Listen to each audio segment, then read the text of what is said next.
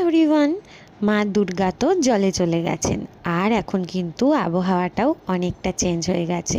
আর কিছুদিনের মধ্যেই কালী পুজো, দেখো আস্তে আস্তে কিন্তু বাড়িগুলো সাজতে শুরু করছে। যাই হোক, সন্ধেবেলা পেয়ে গেল প্রচণ্ড পরিমাণে খিদে। এই সময় না একটু চটপটা খেতে ভীষণ ইচ্ছে করে। তা মনে পড়লো ফ্রিজে কিছুদিন আগে আমি একটা ফ্রোজেন সিঙাড়া কিনে এনেছিলাম অনলাইন থেকে। এটা আমি না ফার্স্টে আমার ননদের বাড়িতে খেয়েছিলাম, যেটা আমার খেতে দারুণ লেগেছিল। আর প্যাকেজিংটা ভীষণ ভালো। একটার মধ্যে কিন্তু 12টা এরম ছোট্ট ছোট্ট সিঙাড়া থাকে, যেগুলো দেখতে ভীষণ কিউট। আর এর মধ্যে কিন্তু চিকেনের পুর ভরা থাকে।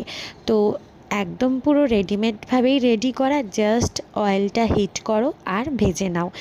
যদিও আমি একদম অল্প তেল ইউজ করেছি, কারণ আমি আস্তে আস্তে ভাজা তেল মশলাটা একটু অ্যাভয়েডই করছি, কিন্তু মাঝে মাঝে যখন খেতে ইচ্ছে হয় তখন কিছু করার নেই, টুক করে খেয়ে নিই। তো একদম অল্প তেলে ফ্রাই করে নিয়েছি। আমার ভাজা কিন্তু একদম রেডি হয়ে গেছে।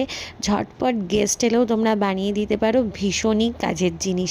আর এই যে বললাম ভেতরে মাংসের পুর দেওয়া ছিল, সত্যি অনেকটা করে পুর থাকে। আমার তো খেতে দারুণ লেগেছিল। আর সব থেকে ভালো কিন্তু আমার মেয়েও খেয়েছিল। ওকে আমি খুব একটা বেশি ফ্রোজেন খাবার দিই না, তবে মাঝে মাঝে দিয়ে থাকি। তো চলো, ভিডিওটা কেমন লাগলো তোমরা জানাতে ভুলো না। দেখা হচ্ছে নেক্সট ব্লগে।